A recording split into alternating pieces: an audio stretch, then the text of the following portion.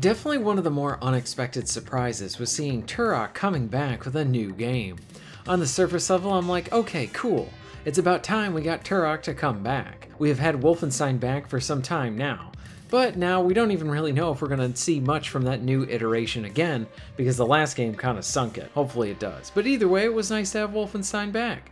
Now Doom is still alive and going strong, so Turok is a legacy FPS, and games of that style are inspired and thriving, especially within the indie space. Even Night Dive is doing a good job in that department, keeping Turok alive too. So when looking at this before it showed the gameplay portion, I'm like, a new first-person shooter, count me in. And then they showed the gameplay, and I can understand why some people might not be the first to jump at this. So like I said, a new Turok game. We would expect it to be a new first-person shooter. I do have to give credit to this reveal trailer. For one, within its very first announcement, they show gameplay. That rarely happens. Usually we get a bunch of cutscenes or stuff specifically made for the trailer that honestly wouldn't even be in the full game. But here we get some bits of gameplay, so to that I very much give it a lot of credit.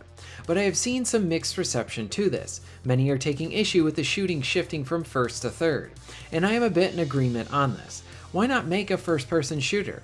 That being said, I gotta admit this looks fun, but there is that change in perspective. On the surface, it might seem like the Turok IP is being used rather than just being respected.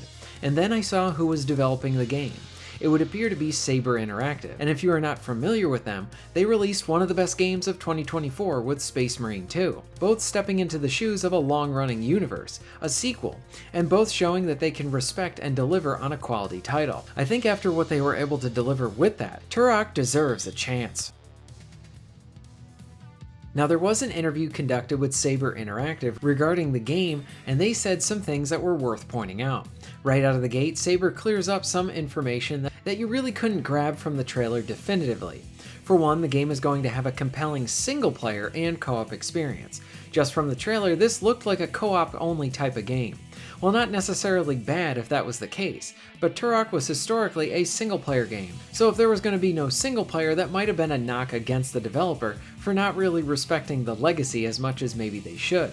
But both co-op and single-player are now confirmed, along with highlighting that the narrative is going to be a good one as well. Another thing to note, story seems to be an important part of the package and not an afterthought. Probably the most important piece here, besides the game clarification on its modes, is that in this interview, Saber goes out of their way to say that they know how to treat games based on well-known properties and do it respectfully and with care. That right there, those are the right words to say. Saber is stepping into the shoes of an established series. We haven't even seen a new Turok game in so long. You could say fans are very hungry for this one, a good one, and they deserve it. It would appear that Saber understands this and aims to deliver one such title to those Turok fans. It's sort of like Saber is like, we understand that the switch to third person might be a bit jarring, but understand that we care about the series and want to do it right. Look, if we just had the reveal trailer and nothing else, and knowing the company making the game, I would go more on the side, let's just give this one a chance. Yes, I would agree that a third-person Turok game does seem a bit weird, but Saber has been doing some stellar work lately. They are a big company, and look at what they did with Space Marine 2. In a sea of AAA games, here we had a studio not only deliver a title that managed to honor the legacy of the property it was working off of, but it also just gave us a game that transported us back to a better time, like a fun new game on the Xbox 360. That is exactly what Space Marine 2 felt like. No agenda, all entertainment. Plus it came packed with content right out of the box. You got a single-player story campaign that could be played in co-op, and this was great in single-player, like it wasn't an afterthought. Then an entirely separate co-op mode along with multiplayer as well. That's a lot of stuff in one game. The linear action was another highlight. Where everything wants to go more open world, Space Marine 2 gave us something more traditional, and more importantly, just something really fun. Then look at their porting work this year. They were the ones behind the very good Tomb Raider remasters. Those also honored the legacy and the originals that came before them. They even worked on the Soul Reaver remasters as well. Saber had a really strong year in 2024, so when looking at their new game, I am left with, well, it may not be exactly what I wanted, but it would appear that like they are trying to honor the series and make a fun game. Plus, Saber is saying all the right things in their interview. They aren't belittling the people questioning the change in perspective. They are like, we want to do the property right. Look at our recent history. We know how to do this. Give us a chance and then judge the game after that. I think for me, the Turok reveal is an interesting situation where, considering what Saber was trying to do, they did a good job with showing what they were working on, really leaning on their prior successes this year, and are like, come on the journey with us, give it a try. You might be happy with what you find. What I am curious about is what traditional elements of Turok will this have in it? Will the game actually be fun to play in single player as it is in co-op? I hope both are given equal amounts of attention. And there is no denying that Saber really did have a great year for 2024.